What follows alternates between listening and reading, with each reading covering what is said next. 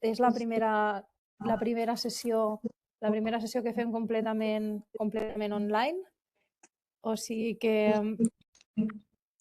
els que esteu connectats avui podem treballar una miqueta més de l'habitual i ens comencem a veure les cares. Si sempre us amagueu. Bueno, bona tarda a tothom. Benvinguts al webinar organitzat per la Societat Catalana de Qualitat Assistencial. Avui té el títol de Projectes joves en qualitat assistencial, innovació i recerca aplicada. És un plaer acompanyar-vos en aquesta sessió que el que vol i pretén és donar visibilitat a projectes impulsats per joves professionals, que sobretot aporten noves mirades, aporten mètodes i solucions per millorar la qualitat i la seguretat assistencial. Abans de donar-los pas, m'agradaria només dir unes petites paraules en relació a aquest tema, i és que la qualitat no avança només amb bones intencions, no? ni amb l'aplicació de protocols. Avança quan som capaços de qüestionar-nos la pràctica, d'observar què fem, per què ho fem, de fer-nos preguntes. I de vegades la recerca no és gens fàcil, no? Però és molt important per trobar aquests espais, no? per poder-la fer, per poder-lo compartir, perquè realment tant la recerca com la innovació el que ens permet és transformar el coneixement en la millora real. No? Llavors, hem d'investigar, hem de cuidar el mètode i al final és el nostre camí, no? Que tenim cap a l'excel·lència de poder millorar tota la pràctica clínica. I ara sí que passem a conèixer els dos ponents d'avui, per aquells que igual no els conegueu. El primer ponent serà l'Eric Moral. L'Eric Moral és infermer i membre de la Comissió de Millora de la Pràctica Clínica del Consorci Sanitari de Terrassa i actualment és estudiant de Medicina a la Universitat Internacional de Catalunya. Ho dic bé, Eric? Sí, perfecte. El projecte que ens presentarà és un projecte que ha desenvolupat en col·laboració amb l'Hospital Universitari de Bellvitge. Va avaluar l'impacte d'un protocol de reanimació cardiopulmonar amb suport extracorpori, la supervivència dels malalts amb aturada cardíaca, i aquest treball va ser reconegut com a millor treball de fi de màster patrocinat per la Societat Catalana de Qualitat Assistencial en la jornada que vam celebrar al juny, i ens havíem compromès amb ell, no? De que ens l'havíem de compartir també dintre d'una de les nostres sessions. O sigui, avui podrem gaudir del projecte de l'Eric. I el segon ponent és el Javier Ramos Rodríguez, que és farmacèutic. Saluda, Javier. És farmacèutic clínic amb experiència en urgències i en pacients crítics i és l'investigador principal del projecte PharmProtect, que aquest projecte desenvolupa un sistema predictiu per identificar pacients en risc de problemes derivats de la medicació a urgències, un tema que segur que a cap dels vostres centres preocupa ni s'han plantejat mai, oi? El seu treball s'emmarca en tota la recerca translacional en la millora de la seguretat del pacient i també ha estat publicat en revista d'Impacte, també, ja ens ho explicarà ell després millor, estem molt contents, i a més és part de la seva tesi doctoral. O sigui que, ja està, jo crec que jo ja he parlat prou, ara toca que parlin ells i quan vulgueu jo ja m'amago i li donem pas a l'Eric. Apunteu-vos tots, agafeu aquí moltes notes perquè després obrirem la discussió i si hem dit que la recerca és per fer preguntes, alguna pregunta haureu de fer. O sigui que vinga, endavant i tots teus, Eric. Bueno, primero de todo dar las gracias por la invitación, Gemma. También gracias a todos los que están aquí hoy, ¿vale? Haré la presentación en castellano, pero bueno, la puedo hacer en catalán también, depende cómo lo veáis mejor, ¿vale? Y bueno, si quieres empiezo ya, Gemma, ¿vale? Si no hay ninguna pregunta. Todo tuyo, ya me he escondido, todo es para ti. Vale, pues muy bien como ha dicho Gemma, soy enfermero y dentro del máster de urgencias y emergencias, pues pude colaborar con el Hospital del Elviche. Y ellos me ayudaron a hacer este estudio, ¿no? Que era un estudio que buscaba ver si instalar un protocolo especializado de terapia en ECMO en paciente que estaba en parada, ¿vale? Si implementar un protocolo específico mejorara la supervivencia, ¿no? Y bueno, em, la verdad que ellos me ayudaron mucho, ¿no? A hacer este proyecto y también quiero dar las gracias al Hospital del Elviche, también a Jordi Castillo, ¿no? Que fue mi tutor, ¿no? Y la verdad que es un experto perfusionista y un experto en la investigación. Y bueno, damos ya el inicio a la presentación. Hoy también es el Día Mundial de la Reanimación, ¿no? Y qué mejor que estar aquí también hablando un poco de la reanimación cardiopulmonar y hacer un poco de divulgación, la verdad. Todos sabemos lo que es la parada cardiorrespiratoria, pero bueno, vamos a hacer unas pequeñas pinceladas, ¿vale? Es un problema con una alta incidencia, ¿vale? A nivel global. Se define como la interrupción brusca de la circulación y la respiración, ¿de acuerdo? Y la incidencia a nivel interhospitalario, ¿vale? Dentro del hospital, es de aproximadamente 24.000 casos anualmente, ¿vale? En España. La supervivencia al alta y a los 30 días es entre el 15 y el 34%. ¿De acuerdo? Dentro de la reanimación, pues tenemos el ciclo de supervivencia, ¿vale? Que es muy importante y hoy pues lo hacemos especial hincapié, que es la difusión, ¿no? Divulgar, hacer la formación de hacer la RCP, ¿no? Y todo el ciclo que conlleva, ¿no? Luego, pues la rehabilitación y los seguimientos post recuperación del paciente. Muy bien. Vale, ¿y qué es la ECMO, no? Nos podemos preguntar. Pues es la oxigenación por membrana extracorpórea. Es una terapia que pues antes se usaba mucho, no se sigue usando, pero se inició en cirugía cardíaca y poco a poco pues se han ido desarrollando pues para otro tipo de terapias. Es una terapia pues que se hace una canulación pues a veces periférica, femoro-femoral o a veces central, muchas veces más en cirugía cardíaca, y lo que se busca pues es instalar dos cánulas, ¿vale? Normalmente es pues a nivel de vena cava, aurícula, ¿vale? Y pues desde la femoral hasta la aorta, ¿no? Y lo que se busca es sacar la sangre venosa y luego volver a introducirla, ¿no? Con la sangre oxigenada. Luego iremos explicando un poquito más en qué consiste esto. También comentar, ¿no? Que esta terapia no solo está en centros especializados, ¿no? En centros ECMO, que puede estar como en el territorio de Barcelona, sino que esta terapia cada vez está llegando a más hospitales, hospitales pues, de segundo grado o hospitales comarcales, y también se ve ¿no? En la forma extrahospitalaria, en la calle, ¿no? O sea que esta terapia que puede ser muy específica, cada vez está dando, pues se está abriendo a más pacientes, a más población, ¿vale? Quiero poner un vídeo, ¿vale? No sé si se verá bien, me comentáis, que es para que tengamos un poquito de idea de qué es esta terapia, ¿vale? Espera a ver si se escucha. Veo bien. Adelante. Quirúrgica estéril. No podemos Vale, introducir aquí se ve. bacterias en el circuito. Colocamos una manguera al final de la pierna cánulas. derecha que Vale. llevará la sangre a la máquina ECMO. La oxigenará y la devolverá a través de otra manguera a la arteria femoral izquierda.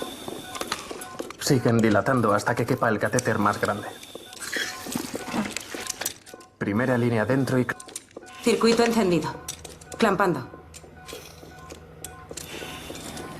Vale, sale sangre venosa de la femoral derecha, entra en la ECMO, se oxigena y la devuelve por la arteria femoral izquierda.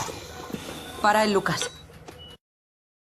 Vale, ahora vamos a explicar un poquito el vídeo, ¿no? La idea era tener un poco la representación gráfica de qué es esta terapia para las personas pues, que no tenemos pues, tanto conocimiento de esta terapia, pues pueden entenderlo un poco mejor, ¿vale? La idea de este estudio es que se instauraba la terapia ECMO en pacientes que estaban en parada, ¿vale? La idea de instalar esta terapia es que nos puede ayudar a hacer una perfusión de los órganos mejor, ¿vale? Tener una perfusión adecuada de los órganos Además, se puede reducir el daño neurológico de estos pacientes porque tienen pues, diferentes órganos pues, mejor perfundidos que haciendo la reanimación convencional, y además nos otorga tiempo para tratar las causas subyacentes de esta parada, ¿de acuerdo?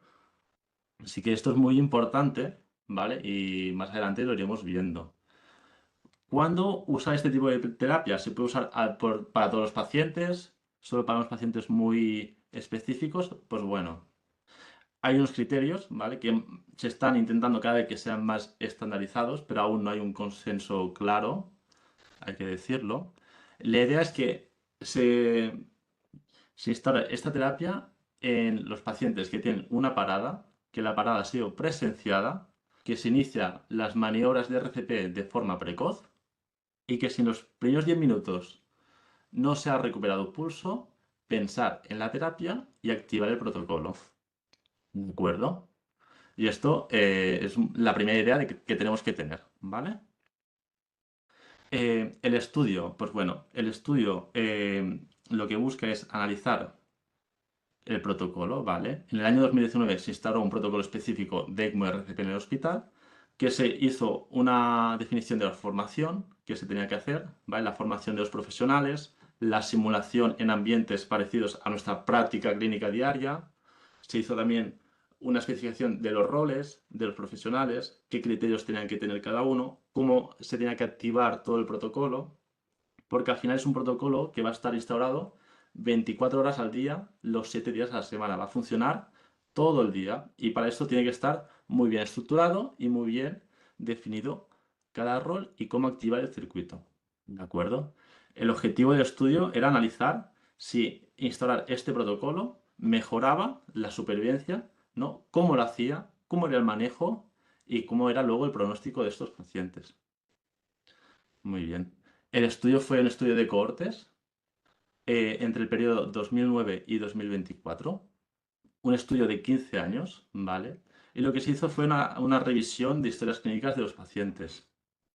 El cambio de paradigma de este estudio es que en el 2019 se implementó el protocolo, ¿vale? Antes, pues, cada profesional pues, tenía una práctica clínica que podía ser más variable porque no estaba del todo definida, y en el 2019 se instauró un protocolo para solucionar ese problema, para intentar estandarizar la práctica clínica y tener todos una homogeneización de la práctica, ¿no? Intentar que todos, pues, hacer, ¿no?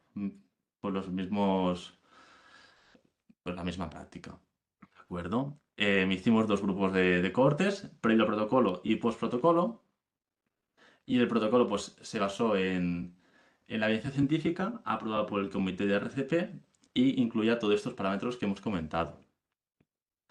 Se definieron las variables, tuvo la aprobación del comité de ética, ¿vale? Y esto es una pequeña infografía para explicar cómo se activa el protocolo, ¿no? El paciente que estaba dentro del hospital, que entraba en parada, se tenía que hacer una detección precoz de la parada e iniciar las maniobras de RCP, tanto que sea de forma básica o la RCP de forma avanzada, ¿vale? Si durante los 10 primeros minutos no ha recuperado el pulso, ¿vale? Tenemos que pensar en el protocolo y hacer la primera activación del circuito, ¿vale? Este circuito comprobará si el paciente cumple los criterios de inclusión y si es así, hará una serie de activaciones de llamadas, pues por ejemplo, a cardiólogo de guardia, que puede estar tanto en domicilio como de guardia en el hospital, toda serie de profesionales que van a acudir a la parada de la forma más precoz posible e intentar que dentro de los 30 primeros minutos ya esté la terapia anulada y instaurada, ¿no? Que ya el paciente esté dentro en ECMO, ¿de acuerdo? Y esto es muy importante porque se ha visto que dentro de los 30 primeros minutos es un tiempo que ya diferentes autores pues indican que la supervivencia es muy favorable para estos pacientes, ¿no? Cuando conseguimos un tiempo de instalación precoz, la supervivencia aumenta de forma muy importante, ¿de acuerdo? Este es un pequeño esquema de cómo se tiene que distribuir el profesional, los diferentes profesionales, para atender la parada y luego atender la canulación, ¿vale? Eran equipos diferentes, separados. Uno se encarga de la reanimación convencional avanzada y otro de la canulación de la ECMO. ¿De acuerdo? Muy bien. Ya entramos en la parte de analizar los resultados, ¿no? Analizar los resultados previos al protocolo y después del protocolo. Muy bien. Vemos, como en correlación con otros autores, que la supervivencia de los pacientes con un ritmo desfibrilable inicial, la supervivencia en nuestro estudio fue del 100%, ¿vale? Esto sí que se ha visto en otros estudios, que los pacientes que están en parada y tienen un ritmo que se puede desfibrilar, la supervivencia, el pronóstico de esa supervivencia va a ser mejor, ¿no? Va a ser mayor. Los pacientes que tenían actividad eléctrica sin pulso, la supervivencia fue algo menor, un 40% en nuestro estudio, ¿vale? Y esto también tiene relación con los diferentes autores, porque muchas veces, si yo tengo un ritmo desfibrable, puedo tratar la causa de esa parada y el paciente va a tener mayor pronóstico, ¿no? En pacientes que tienen actividad eléctrica sin pulso, hay veces que la etiología pues la puedo pues, conocer y luego intentar tratar la causa subyacente, pero los pacientes que están en asistolia, muchas veces esta causa subyacente es difícil, ¿no? de tratar o ya no se puede. Por eso, los pacientes con asistolia, muchas veces la supervivencia es mucho menor. Muy bien. La supervivencia al alta fue previo al protocolo un 30%, ¿vale? La muestra también era más baja. Y después de instalar el protocolo, la supervivencia se observó, ¿no? Una tendencia a la alzada, ¿no? Aumentó hasta el 43%. Que no se obtuvo una significación estadística, pero sí que se vio una tendencia en la mejora de la supervivencia. ¿De acuerdo? La función neurológica al alta también pues, era adecuada. Y aquí entramos ya en el apartado de tiempos, ¿no? Uno de los ítems más importantes en esta terapia es el tiempo de instalación de la ECMO, ¿no? Como menor tiempo de instalación tengamos, muchas veces los resultados van a ser mucho mejores, ¿no? Hay una correlación en esto. Si yo instauro de forma precoz la terapia, voy a poder perfundir los órganos de forma precoz, mejor, y esto me puede ayudar a que la supervivencia sea más alta. Y bueno, se vio que antes del protocolo el tiempo era de 104 minutos de media y con la instalación del protocolo se redujo a 41 minutos, ¿vale? Con significación estadística, aunque la muestra es limitada por el tipo de estudio, ¿no? Estudios con parada cardiorrespiratoria que se instala una terapia de ECMO, pues es difícil, ¿no? De realizar un estudio de estas características. Y bueno, en pacientes vivos la media se redujo aún más, ¿no? El tiempo fue de 34 minutos. Esto tiene mucha relación con los diferentes autores y con las indicaciones que dan, que un tiempo pues, menor a 30 minutos tiene mucha, ¿no? Mucha más, pues mucho más favorable a la recuperación del pulso, ¿no? Al ROSC. Muy bien. Las complicaciones fueron similares. Aquí vemos una tabla que muestra las datos sociodemográficos de los pacientes. Vemos que en los dos grupos eran parecidos, ¿vale? Es decir, no había mucha diferencia entre edades o entre patologías, ¿vale? Las muestras eran homogéneas. Aquí vemos que la principal causa de la parada, la causa subyacente de la parada, era un infarto, ¿no? Y muchas veces, al instaurar la ECMO, lo que nos aporta es tiempo porque tenemos una perfusión cerebral y de los diferentes órganos buena, ¿vale? Y podemos tratar la causa subyacente, que es un infarto, entrar de forma percutánea haciendo un cateterismo, tratar, por ejemplo, la oclusión, pues si es un tronco común ¿no? del tronco, o si es una enfermedad de 3 vasos, o la coronaria que esté ocluida, tratar esta oclusión y luego nos va a favorecer a que el paciente recupere el pulso. ¿De acuerdo? Pues es una terapia que tiene pues, muchos puntos positivos, ¿no? Y que luego los resultados estamos viendo que son mucho mejores, ¿no? Porque luego la función neurológica, como tenemos una perfusión conservada, ¿no? Preservada del cerebro, pues la función neurológica al alta es mucho mejor. ¿Vale? Aquí vemos lo que hemos ido comentando de los tiempos y la supervivencia y entramos en la discusión ya. Bueno, el protocolo aumentó, ¿no? La supervivencia, aunque no sea de forma significativa, pues sí que se ha visto una tendencia en la mejora también en la práctica y en el manejo de los pacientes. Se redujo el tiempo, pero sí que se vio un mayor tiempo de estada en terapia ECMO y en la estancia hospitalaria, ¿no?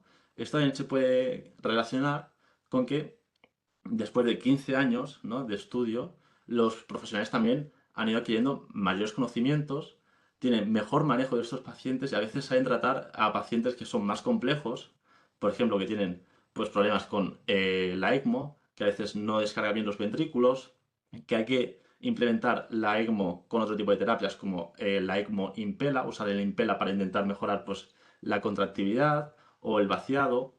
Claro, todo esto requiere un tiempo, ¿no? De aprendizaje, de formación y que esto muchas veces con pacientes más complicados pues es normal que la estancia se vea aumentada.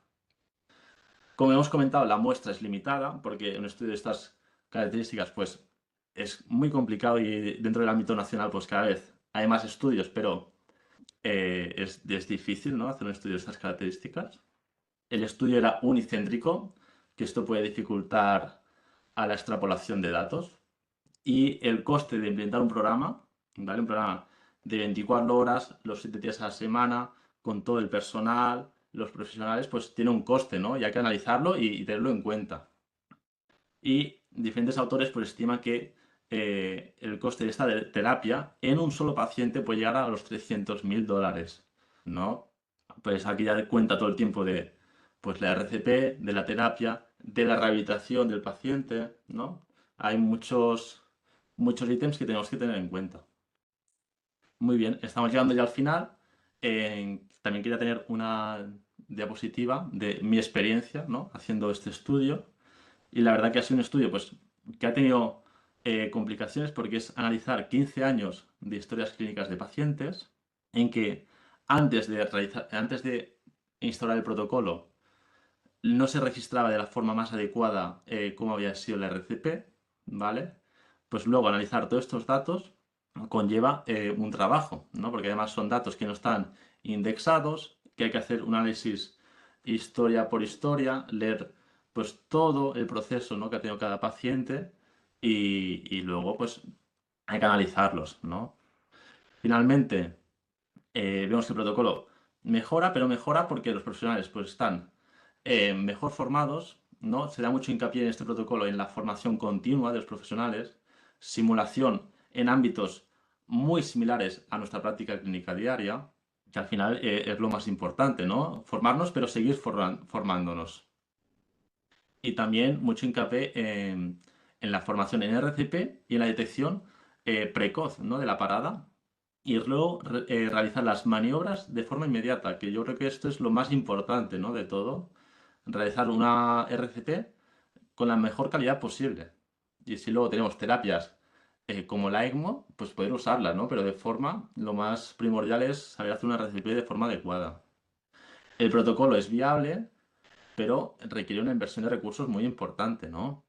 Además, los pacientes, pues, si sabemos que hay pacientes que tienen mejor pronóstico porque tienen un ritmo desfibrable, pues hay que hacer una selección estricta de los pacientes, ¿de acuerdo? Ya que, pues, evaluar el consumo de recursos y de profesionales también, ¿de acuerdo? Aquí os dejo el artículo que hemos publicado sobre este estudio, que sale un poquito más en profundidad lo que he ido explicando hoy, ¿no? Tampoco quería alargarme mucho y he hecho una introducción, ¿no? Muy breve de lo que es la terapia ECMO, pero se puede profundizar mucho más, ¿de acuerdo?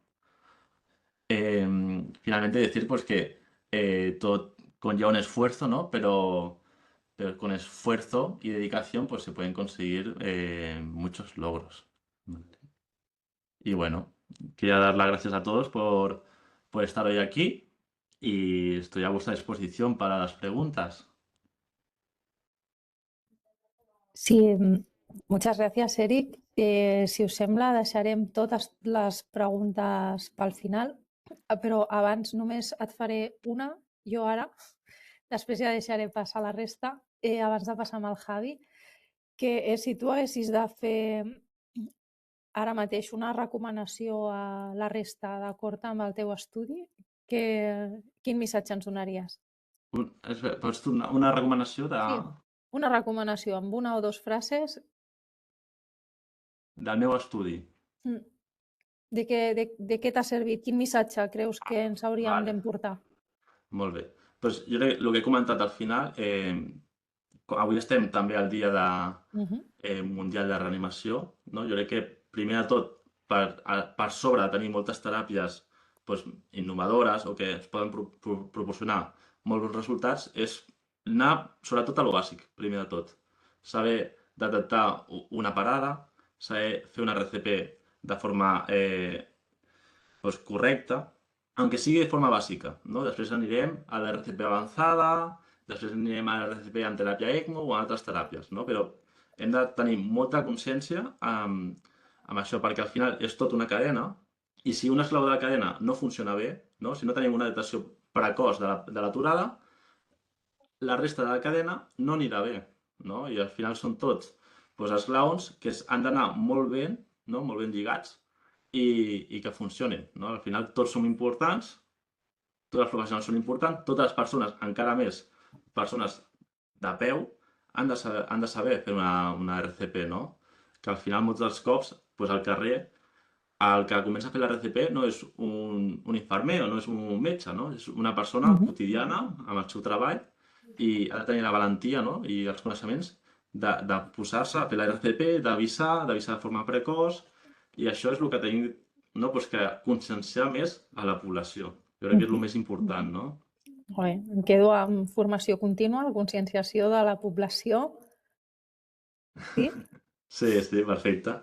I que tots els eslabons són importants. Això mateix. Molt bé. Molt bé. Pues deixem passar Javi, que avui crec que està des de la Coruña. ¿Estás desde Coruña, Javi? Sí. Sí, aquí estoy ya instalado, sí. I la societat ampliant. Sí. Molt bé, pues tot teu. Vale, pues comparto pantalla. Confirmadme que la veis bien y me pongo en marcha. Lo vemos bien. Bien, ¿no? Vale. Bueno, pues buenas tardes a todos. Yo voy a hacer la sesión en castellano. Trabajé en Cataluña 5 años, pero no tengo fluidez suficiente para hacerla en catalán. Bueno, lo primero agradecer a la sociedad por invitarme.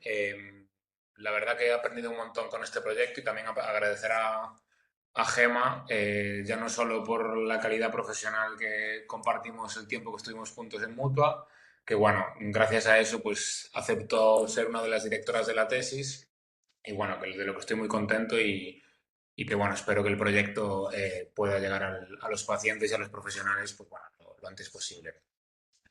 Bueno, el proyecto de FarProtect, bueno, tenéis aquí el título, es un modelo de triaje farmacéutico para estratificar pacientes atendidos en un servicio de urgencias y según el riesgo que tengan de un problema relacionado con la medicación. Si buscáis en la bibliografía, es un poco variopinta, pero bueno, digamos que el 50% de los PRM que ocurren en urgencias no nos damos cuenta, o sea, no los detectamos. Y se ha visto en multitud de estudios que que la atención farmacéutica o que básicamente poner farmacéuticos en los hospitales, cuantos más mejor, pues esto facilita la detección de los PRM, ¿no? ¿Cuál es el problema? Que hay una carga asistencial tan elevada y hay también una falta de herramientas que esto nos impide no nos lo impide, pero nos dificulta la identificación, ¿no? Y esto en urgencias, pues bueno, los que trabajáis en estos ámbitos sabéis de sobra lo que implica, ¿no? ¿Y cuál es el problema que me surgía a mí cuando empecé en urgencias, sobre todo en el hospital que estuve hasta los últimos 4 años? Pues que no sabía qué paciente era más susceptible de sufrir un PRM durante su estancia en urgencias, ¿no?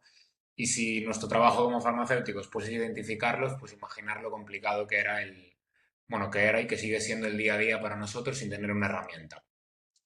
Con lo cual, ¿por qué se me ocurre a mí esta herramienta? Pues bueno, porque por suerte, 1 de cada 4 PRM son evitables.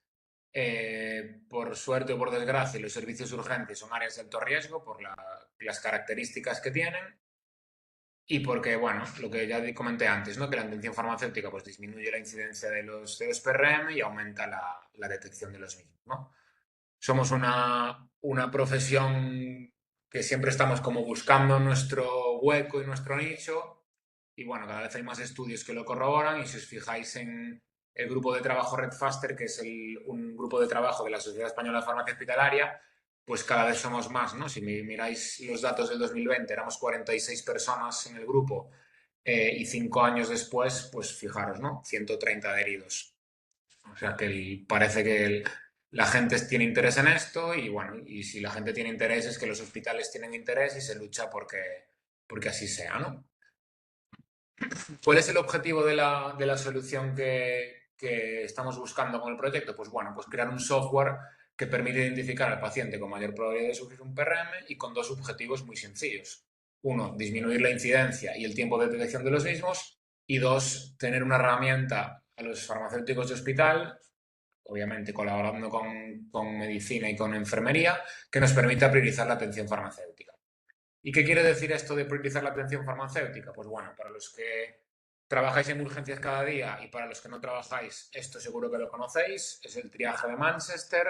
Es una diapositiva que parece como muy antigua y que lleva mucho tiempo, pero si miráis la bibliografía y si no los que lleváis más tiempo corregidme, esto es del año 94. No es que sea súper antiguo y simplemente es una herramienta que no os tengo nada que explicar, pues que enfermería o la persona que haga el triaje, según el hospital, pues en función de los signos y síntomas que tenga el paciente y la queja que nos cuente, pues le damos un nivel de atención inmediata o que no sea tan urgente, ¿no? Y esto a médicos y médicas os va muy bien porque os permite decidir si vais a ver al paciente 1 o al paciente 4. ¿Cuál es el problema? Que los farmacéuticos no tenemos nada por el estilo. Nuestro día a día en urgencias es que empiezas por la mañana con, me lo invento, 20 pacientes en urgencias con un tratamiento farmacológico prescrito y no sabemos por cuál empezar a revisar porque no sabemos cuál es el que tiene más riesgo de un PRM, ¿no? Podríamos pensar que sí, que la persona mayor tiene más riesgo que una más joven, que la persona que lleve 5 fármacos en la receta tiene más riesgo que uno, pero bueno, es algo que no sabemos hasta que no entramos en la historia clínica del paciente y vemos ciertas cosas, con lo cual es muy complicado ordenar la forma de trabajar. ¿Y por qué pongo las banderitas de Estados Unidos y de Australia? Pues bueno, porque que sepáis que esto no solo pasa en nuestro país. Yo tuve la suerte de trabajar 3 meses en un hospital en San Francisco en urgencias y les pasa exactamente lo mismo. ¿Cuál es la única diferencia? Que tienen más recursos y tienen más personal a nivel farmacia para revisar los tratamientos, con lo cual, en vez de tener 2 o 3 pacientes por revisar, pues igual tienen, en vez de tener 15 o 20 pacientes por revisar el tratamiento, pues tienen 2 o 3, ¿no? Con lo cual eso te permite ser un poco más ágil. ¿Y qué es el objetivo de la herramienta? Pues obviamente pues que la herramienta nos señale al paciente con mayor probabilidad de un PRM para que vayamos a él lo antes posible, ¿no? No que lo busquemos nosotros, sino que la herramienta lo busque y podamos llegar a él. ¿Y para qué? Pues para dejar de trabajar de esta manera, intentar quedarnos con algo así, porque creo que aparte de que seremos más eficientes, mejorarán los resultados en salud. Lo que os he contado hasta ahora es como el proyecto ya muy machacado, pero si os fijáis, este artículo que hemos publicado hace cosa de 2 o 3 meses, bueno, salió en la revista Emergencias en este mes, pero es un estudio que hice cuando conocí a Gemma en Mutua de Tarrasa y hicimos algo muy sencillo, que simplemente entre comillas, pero no recuerdo los hospitales, había 46 farmacéuticos de urgencias y lo que hacíamos era algo tan sencillo como registrar los PRMs que detectamos en urgencias durante 9 semanas. ¿Vale? Pues en 9 semanas detectamos 6.000 PRMs. No, algo que hicimos mal fue no registrar el número de pacientes, pero bueno, que sepáis que registramos 6.000 PRMs, los dividimos en 5 categorías y de esas 5 categorías calculamos un ahorro potencial de la detección de ese PRM, ¿no? Siempre es potencial porque obviamente no todos los PRM causan un problema, pero muchos de ellos sí. Y los americanos ya han establecido qué ahorro potencial puedes conseguir en función de del PRM que detectes, ¿no? Y lo publicamos en la revista Emergencias hace cosa de nada, de un mesecito. A partir de ahí, cuando sale la idea de hacer ese estudio en Mutua de Tarrasa, yo conocí a Gemma en Mutua de Tarrasa y yo en ese momento no estaba matriculado del doctorado. Pero bueno, por lo que sea, me fui a otro hospital y me pasaba exactamente lo mismo y dije, bueno, pues mira, vamos a intentar crear una herramienta, lo que decía antes Gemma, ¿no? Que vi que había una necesidad y era algo que me afectaba a mi día a día, veía que era algo que se podían beneficiar los pacientes y los propios profesionales. Con lo cual ahí fue cuando decidí pedirle a Gemma que me dirigiese la tesis con mi otra compañera Susana Redondo, farmacéutica en el Partaulí, y crear un estudio para crear dicha herramienta, ¿no? Y para crear dicho estudio, pues aquí veis lo que hicimos, ¿no? Lo hemos dividido en 4 etapas, os los iré explicando sobre todo la primera y la segunda, que es la que tenemos ya hecha. Y la primera, el primer problema que nos planteábamos era decidir qué factores de riesgo considerábamos que eran posibles causantes de un PRM, ¿no? Y claro, yo buscaba en la bibliografía y encontras cosas de todo tipo y había como pues alrededor de 20 o 25 factores de riesgo. ¿Qué pasa? Que podríamos diseñar el estudio haciéndolo de esa manera, decidiendo crear el score predictivo con esos predictores de PRM, pero es como que me daba la sensación de que se me escapaba algo, ¿no? Que lo que estaba en la bibliografía podría estar muy bien, pero que seguro que había otras cosas que había gente que las tendría en cuenta, pero no estaban en la bibliografía publicadas. Con lo cual, ¿qué hicimos? Pues hacer un estudio Delphi. ¿Y qué hicimos en ese estudio Delphi? Pues lo que hicimos era reclutar a todos los profesionales sanitarios implicados en la atención de pacientes en urgencias. Los tenéis aquí listados. Había al menos un médico o médica de alguna especialidad médica y quirúrgica. Había enfermeros y enfermeras, radiólogos, trabajadores sociales y farmacéuticos de otros ámbitos, ¿no? ¿Qué hicimos inicialmente? Pues en el esquema este lo podéis ver. Empezamos con una lista inicial, que lo veis abajo a la izquierda, de 33 predictores. El equipo multidisciplinar estaba compuesto por 51 personas y lo que hicimos fue darles el protocolo con esos 33 factores de riesgo y darles totalmente una libertad completa a la hora de opinar sobre ese protocolo, ¿no? ¿Y qué nos salió de esto tan interesante? Pues de esos 33 factores de riesgo que consideramos inicialmente, pues añadimos 20 más. Con lo cual conseguimos, iba a decir acotar, pero bueno, ampliar a 53 factores de riesgo los que podían ser causantes de un PRM, ¿no? Hicimos 2 rondas de evaluación de dichos factores de riesgo. En la primera ronda de evaluación, de manera individual, evaluabas los 53 factores de riesgo en tres dimensiones y cada dimensión puntuaba del 1 al 10, ¿no? Y lo hacías de manera individual. Y en la segunda ronda hacías lo mismo, lo que pasa que sabías sabías la media de la puntuación de la ronda previa. Y pongo un ejemplo para aclararlo. Por ejemplo, si yo te preguntaba sobre que un paciente mayor, la edad entre los 75 y los 85 era un factor de riesgo de PRM, tú a eso le podrías dar una puntuación del 1 al 10, ¿no? Pues si tú de manera individual considerabas que era un 6, pues en la segunda ronda podrías ver la puntuación media. Y si veías que la puntuación media era de 8, pues dices, pues bueno, igual estaba equivocado y lo tengo que puntuar con mayor puntuación, ¿no? Pues ahí volvías a votar y cuando ya estaban las 2 rondas hechas, se hacía el test estadístico para ver si concordaba lo que se había votado en la primera ronda con la segunda, ¿vale? Espero haberlo explicado y si no me preguntáis al final. ¿Y qué pasó? Que cuando acabamos esa ronda, pues salieron los 53 factores de riesgo que podéis ver en la pantalla y había concordancia en casi todos ellos. Eliminamos 2 de la primera ronda que no pasaron a la segunda y llegamos a la ronda final con 53 factores de riesgo con los cuales todos consideramos que pueden ser causantes de un PRM, ¿no? A través de la metodología Delphi. Este estudio está escrito y pendiente de enviar a revista, que espero que hacer en las próximas semanas. Y ahora tenemos en marcha no en marcha del todo, pero en marcha el segundo estudio.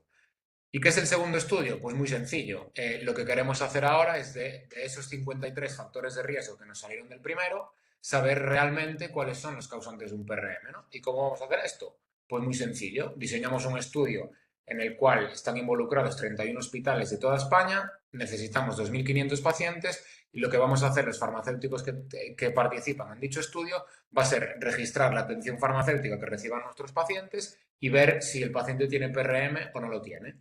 Y separaremos los pacientes que tengan PRM de los que no y con las variables o factores de riesgo que correspondan en cada grupo, ¿no? y a partir de ahí saldrá un valor o un score predictivo que nos permitirá utilizarlo en la práctica clínica diaria. No sabemos cuántas variables van a salir, vamos a estudiar 53 y cuando tengamos las que sean relevantes pasaremos a la siguiente fase. Este estudio que os comento está aprobado ya por un CEIM, pero bueno, no os voy a contar mi vida, pero bueno, estaba en Barcelona hasta hace 2 meses, ahora me he mudado a Galicia y bueno, lo pondremos en marcha, bueno, espero que antes de que acabe el año lo tengamos hecho. ¿Qué será lo siguiente? Pues cuando ya tengamos resuelto cuáles son las variables de esas 53 que son realmente causantes de un PRM, lo queremos poner en marcha con un software. ¿Y qué es lo que queremos que haga el software? Pues cuando el paciente entre por la puerta de urgencias, se le calcule automáticamente ese score predictivo, ¿no? Como hablábamos antes del triaje de Manchester, que generaba una puntuación del 1 al 5, pues el score predictivo lo que hará será calcular una puntuación de este estilo, ¿no? Si lo veis en la columna de la derecha, esto es un piloto que hicimos en el Parc Taulí, veis una cosa que se llama ICF, que nos lo inventamos el nombre, que es Índice de Complejidad Farmacoterapéutica, que lo que será una variable continua que irá, me lo invento, del 0 al 100 o del 0 al 10, que nos dirá cuál es el paciente que tiene mayor riesgo de PRM, ¿no? Y así nos permitirá empezar por el paciente con mayor riesgo versus el que menos riesgo tenga.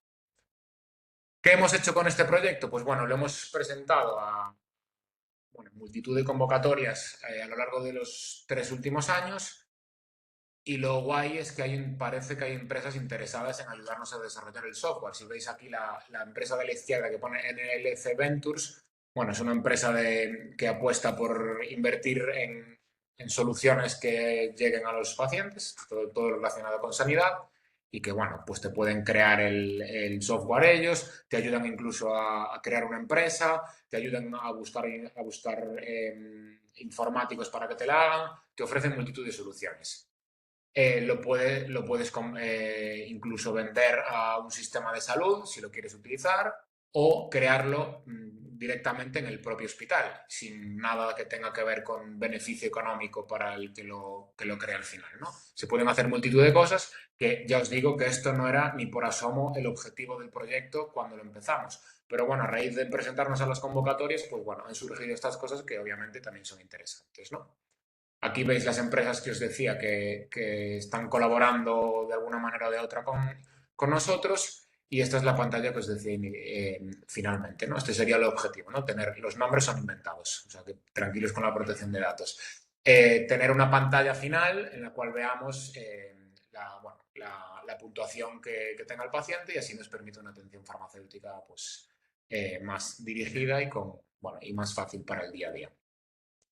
¿Qué impacto puede tener esto? Pues bueno, como ya ha comentado Gemma, que también compartimos comité de seguridad en Mutua de Tarrasa durante un tiempo, pues esto es seguridad del paciente. No le voy a dar más importancia a la clínica que a la económica, ni que a la social, pero bueno, las tres son importantes y creemos que puede tener impacto en las tres.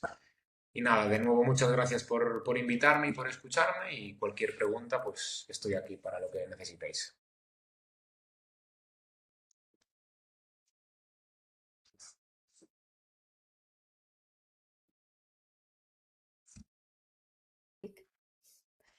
¿Con qué te quedas? Javi, ¿tú con qué te quedas? ¿Qué mensaje nos darías después de todo esto? Pues mira, el mensaje que daría es que, queramos o no, dependemos un montón de la informática y con la carga asistencial, sobre todo que hay en los servicios de urgencias, tenemos que reinventarnos constantemente. Con lo cual creo que siempre tiene que estar por encima la seguridad del paciente antes que cualquier otra cosa. Creo que la herramienta pues, nos ayudará un montón, tanto a los profesionales sanitarios como al paciente. Molt bé, pues, m'agradaria començar la discussió i per això us demanaré als assistents i als oients que passeu de ser oients a ser visionarios. I que si no us sap greu, pues que us connecteu amb el vídeo i així ens veiem una mica les cares. us deixo una mica de temps. No us preocupeu, estem en família. Molt bé. Algú vol començar? Algú s'atreveix a preguntar-los alguna cosa sobre els seus treballs, sobre la seva recerca? Tots alhora, no? Podeu baixar les mans. Pues, Jo vinga. vull donar les gràcies al Javier, la veritat, perquè ha sigut una presentació molt bona, li vull donar l'enhorabona. La veritat que ha sigut un treball pues, molt ampli, no? Amb diferents projectes, no? Que s'han anat... Pues, mentre fas un projecte pues, descobreixes més coses, no? Que pots millorar molts cops. No? Penses que és un projecte petitet i vas sent cada cop més gran, més gran, més gran, i la veritat que això pues, enriqueix molt i també alhora pues, molt complicat gestionar, no? Com estructures tantes coses que no vols intentar millorar, no? O analitzar. I la veritat que és enhorabona pel treball i la veritat que és bastant increïble, ¿no? El treball que heu fet. Sí, muchas gracias, Eri. A mí el tuyo también me ha gustado mucho y sí que es cierto que he aprendido una barbaridad. A lo largo de las convocatorias, cuando lo presentabas y viene alguien del Parc Taulí a decir que crees una empresa con esto, claro, la primera vez que te lo dicen te asusta, pero no, luego vas aprendiendo y ya le acabas cogiendo el gustillo. Y bueno, si consigues crear una herramienta que mejora la seguridad del paciente y puedes incluso sacar algo rédito económico, pues oye, pues habrá que seguir adelante. Però sí, he aprendido, vamos, una barbaritat. Els dos treballs són diferents, no? Els dos treballs són diferents. Un és més basat en la investigació des del punt de vista descriptiu, no? I l'altre comença amb un descriptiu i acaba ficant-se en el terreny de la innovació. No? Vull dir que a mi m'agradaria... Bueno, és una cosa que m'agrada les dues visions, no? I jo us faria...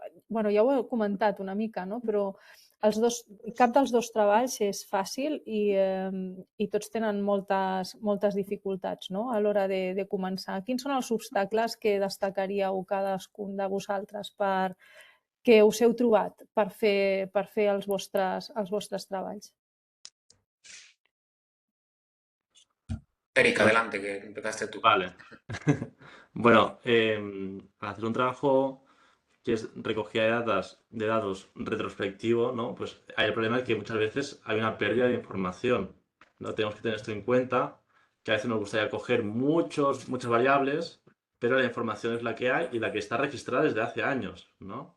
Y eso tenemos que tenerlo en cuenta para luego hacer todo el análisis de datos, ¿no? Pues ver qué variables que a veces nos gustaría para hacer un estudio pues, con más significación, un estudio con mejor calidad, pues a veces hay problemas, ¿no? en estos tipos de estudios. También es un estudio con pacientes muy específicos, ¿no? Con una parada dentro de un hospital, que se pone una terapia ECMO. Son pacientes ya cada vez vamos reduciendo la muestra, ¿no? Estamos como una muestra muy, muy específica. Pues claro, intentar hacer un estudio con una muestra amplia que tenga más significación y peso, pues es muy complicado. Y por eso, dentro del ámbito nacional, pues cada vez hay más estudios, pero cuesta, ¿no? Hacer un tipo de estudios de estas características.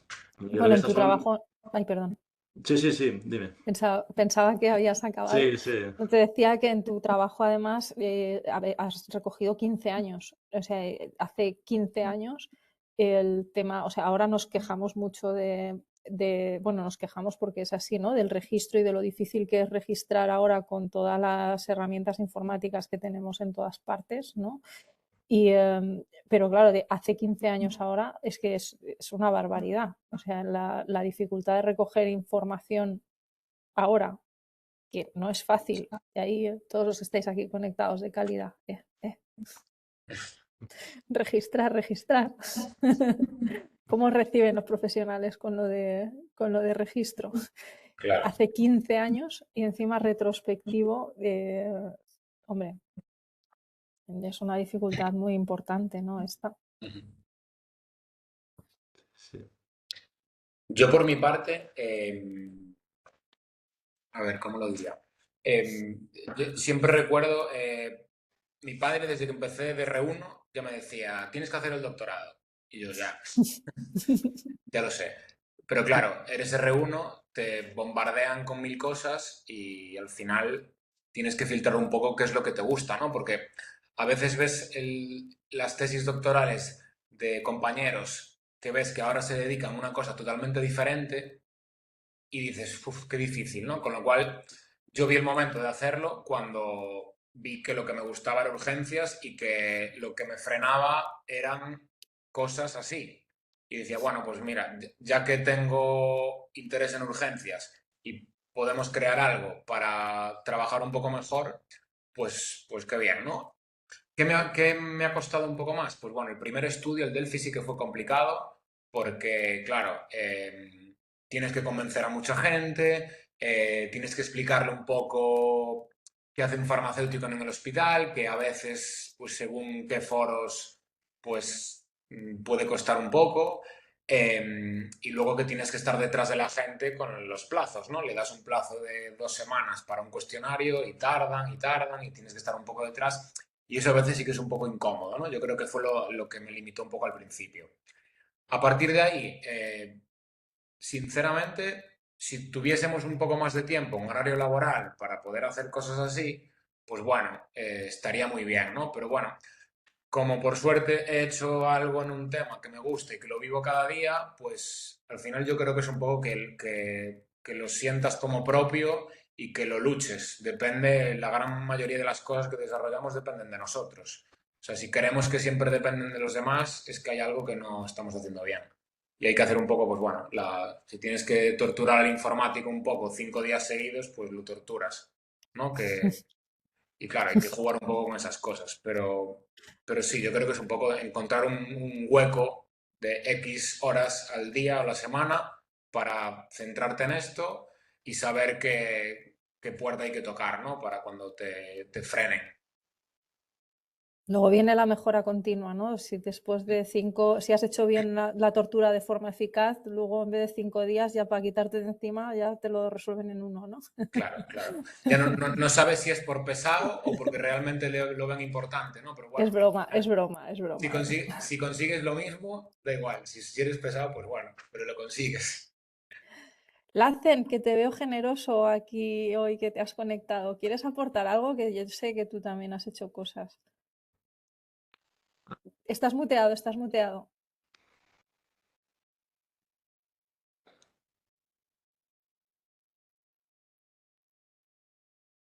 No sales con el micro cerrado todavía.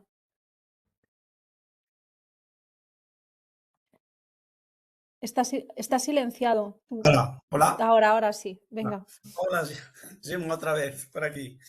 En primer lugar, muchas gracias al Eric y al Javier por sus presentaciones que son muy importantes. Dile, Eric, ya lo conozco, el tema ya lo conozco de cerca. Muy bien.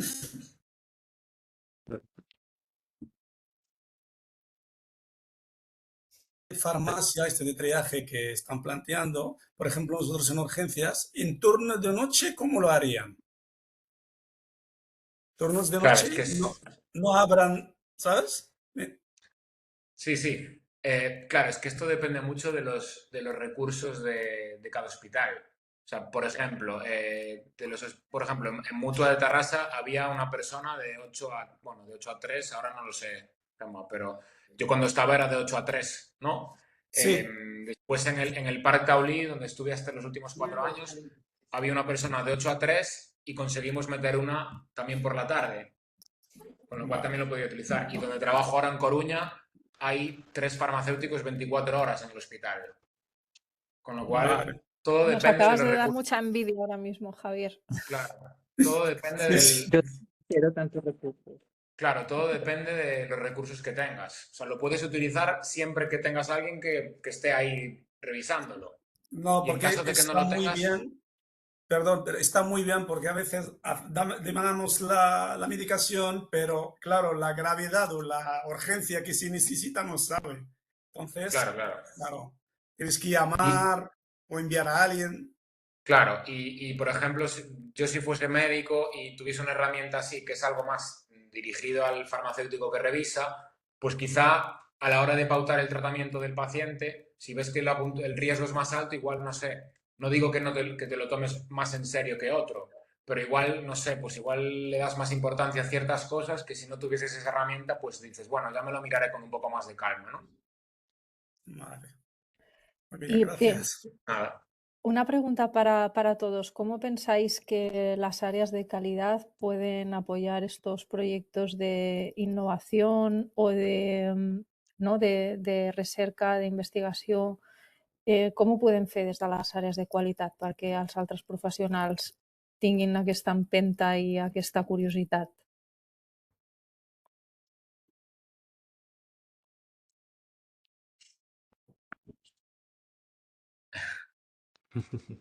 Bueno, És una yo creo que pregunta es de eso. pensar, és una pregunta de pensar.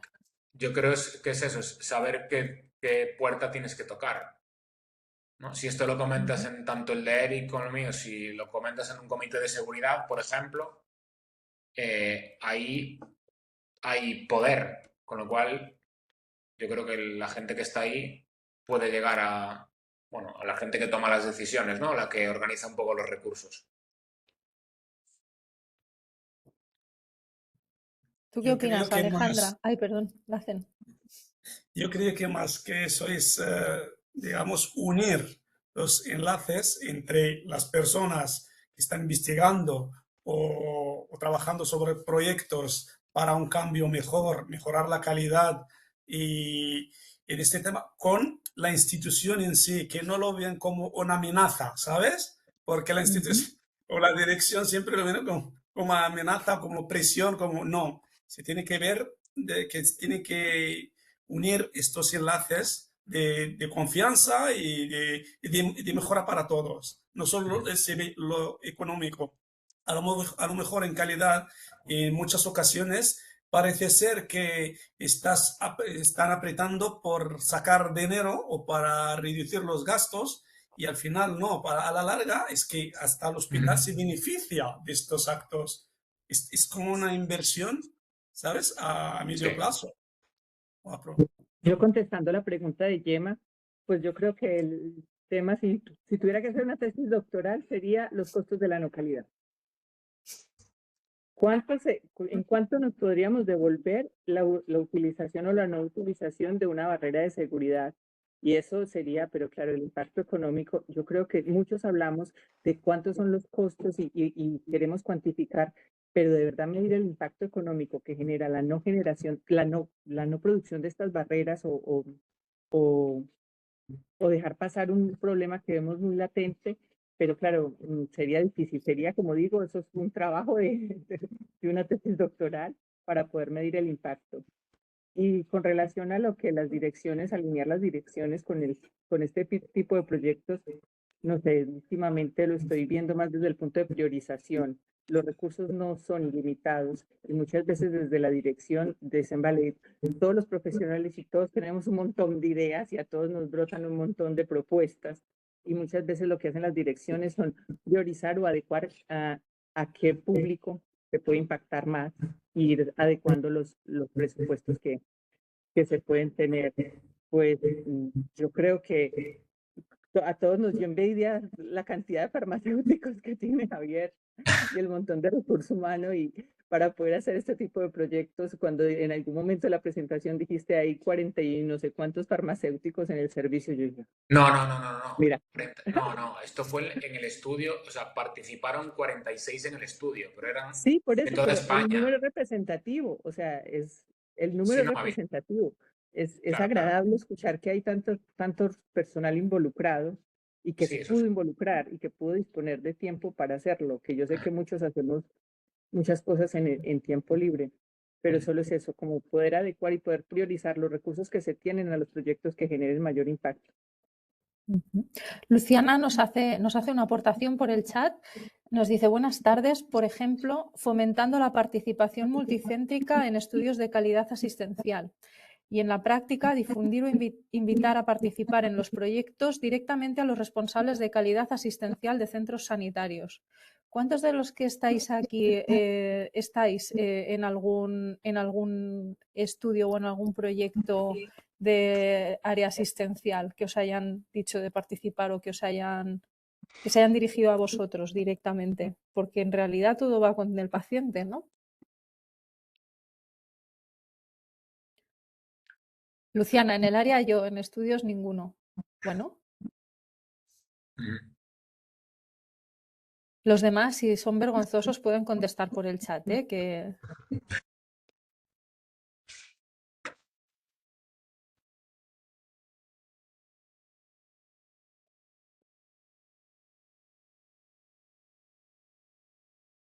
Bueno, no sé si asumir también un poco por la falta de respuesta que en la práctica cuesta, ¿no? Que a veces, ¿no? Las áreas de calidad que se trabaja mucho con los profesionales, ¿no? Pero siempre cuesta, ¿no? Todo el tema de llegar abajo y muchas veces, ¿no? Pues también por oíros hablar, ¿no? Es que esto solo resumimos mucho, ¿no? Y parece que solo vaya el proyecto por economía y se nos olvida que ese no era el motivo, este es un paso intermedio, ¿no?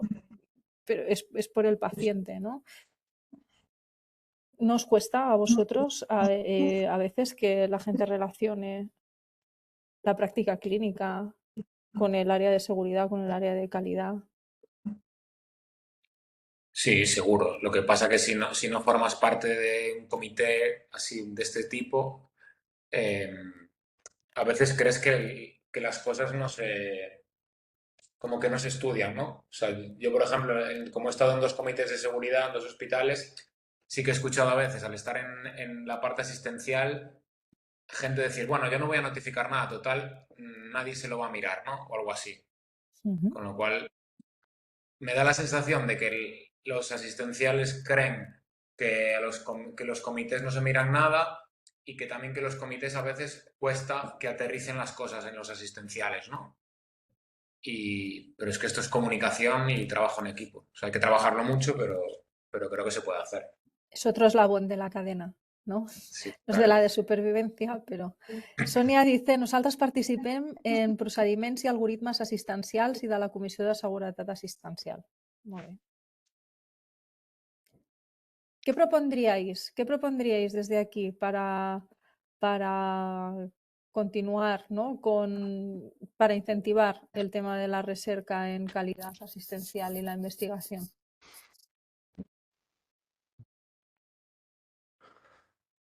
A ver, voy a hablar. Yo pienso que también hay que fomentar, no que los profesionales participen, ¿no? Hacerles, como ha dicho Lassen, involucrarles en los proyectos, que no piensen que es algo como secundario o externo, sino darle ¿no? el protagonismo también al profesional para impulsarlo a que investigue también el proyecto, lo sienta suyo, ¿no? Que sienta como que forma parte del equipo y que es importante y que tiene un peso muy importante, ¿no? Para el estudio que quieren realizar o muchos estudios como hemos presentado Javier y yo, que puede tener una visión muchas veces pues diferente, ¿no? Como muy alejada, pero que acaban llegando, ¿no? Que es a la seguridad del paciente y en la mejora, ¿no? Al final hay muchos estudios de la índole que sea que se puede, ¿no? Que puede llegar a mejorar la calidad, la seguridad del paciente, ¿no? Y también mejorar la práctica clínica del profesional, ¿no? También les puede dar mucho hincapié a mejorar su práctica clínica, mejorar cómo se hacen las cosas y además también no tener miedo en evaluarnos, ¿no? Evaluar cómo hacemos las cosas, qué se puede mejorar, dónde tenemos que darle más foco a algunas intervenciones o no plantearnos nuevas ideas cuando empezamos a investigar. A lo mejor tenemos una idea, empezamos a investigar y descubrimos que hay muchas cosas que no sabíamos, ¿no? Que se podían estudiar. Hortensia dice, creo que las sociedades científicas deberían promocionar proyectos de este tipo poniendo en contacto a diferentes profesionales y centros. Tiene un poco en la línea de lo que comentabas. Yo no sé las vuestras, la nuestra, la verdad, en ese sentido, no, o sea, hay bastantes posibilidades. O sea, es fácil que nos comuniquemos entre nosotros, dentro de los grupos de trabajo, y la verdad que creo que o sea, dan bastante ayuda a nivel, ya no solo a nivel económico, sino a nivel de crear la base de datos, ayudarte con los análisis.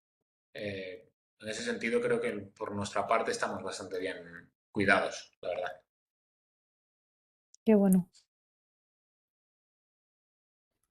Bueno, Jim, quiero añadir una cosa. Yo creo que si tú tocas alguna puerta, seguramente que te ayudarán, ¿eh? Pero que no nos quedemos con los brazos cruzados y nos esperemos que nos publiquen. Vale, bienvenido, aquí te esperamos. No.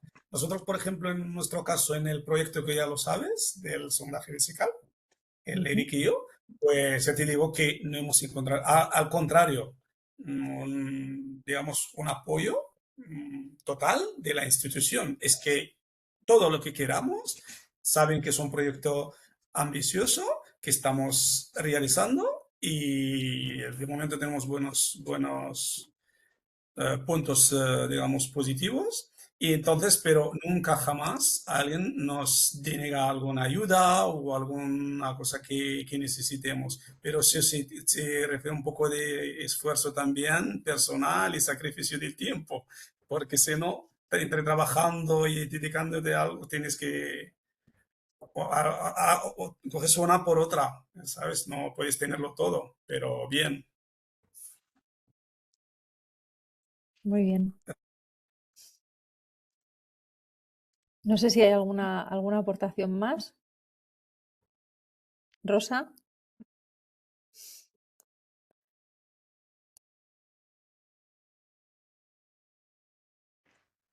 ¿Estás? Rosa, sabemos que nos quieres decir cosas, pero ahí. Ahora, es que no me funcionaba bien el micrófono. Estaba aquí dándole. A ver, que muy interesante y un poco lo que decía también Hortensia, ¿no? Que hombre, desde las sociedades científicas, si tuviéramos un poco de musculatura, pues podíamos facilitar, ¿no? Ya hemos empezado a hacer los pinitos como los premios a los mejores trabajos, máster o de posgrado y es ir caminando, ¿no? En este sentido.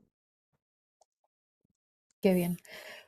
Pues yo, para concluir, me quedo un poco con el resumen de estas ideas que habéis ido diciendo entre todos. Aquí espera, os dan la enhorabuena, también por aquí, os lo en el chat. Enhorabuena a los dos ponentes, os seguimos. Muchas gracias, muy bien. A ver, yo creo que un poco el sentido del webinar de hoy era pues poner un poco en valor y dar voz, ¿no? a la investigación y a la innovación también dentro del área de calidad. Que me ha gustado mucho, de hecho, a veces, ¿no? Pues que sois de colectivos diferentes, ¿no? Enfermería, farmacia, ¿no? O sea, es la calidad asistencial y la investigación la tenemos que hacer todos los profesionales sanitarios, ¿no? Que parece que cuando pensamos en innovación solo nos vamos, ¿no? a algunos ámbitos, ¿no? Habéis dicho mucho formación continua. Me quedo sobre todo con lo de mejora de la práctica clínica, a no tener miedo a evaluarnos, que el apoyo de las instituciones es muy importante a la hora de poder hacer proyectos y de priorizarlos, que hay un esfuerzo personal, aunque te encuentres puertas abiertas, que las comunicaciones entre sociedades pueden dar sinergias, ¿no? Mejorar la comunicación entre sociedades puede provocar sinergias y han quedado aquí incluso hasta líneas para tesis doctorales, como para medir el impacto de la no calidad. Ahí tenéis aquí que quien no haya pensado en hacer tesis doctoral hasta ahora porque no tenía tema, le han abierto aquí ahora mismo un melón entero que puede elegir líneas. Y bueno, aprovechando un poco el tema este de la comunicación entre sociedades y no, que sepáis, para los que estáis, los que os habéis puesto la carita, ya sé que lo sabéis, pero las personas que tenemos conectadas aquí online, que sepáis que tenemos el canal YouTube de la Societat Catalana de Qualitat Assistencial, en la que se ponen todas las sesiones, se quedan grabadas y que las podéis consultar. que tenéis también en la página web, siempre después de cada sesión vamos haciendo reseñas, que tenéis la jornada de la Sociedad Catalana que hacemos anualmente. Es un foro increíble, multidisciplinar, en el que podéis presentar trabajos y que lo hacemos cada año y no se falla. Y que bueno, que muchísimas gracias por asistir y que aquí os esperamos cada tercer jueves de mes. Muchas gracias. Muchas gracias. Vosotros. Muchas gracias. Venga, muchas gracias a todos.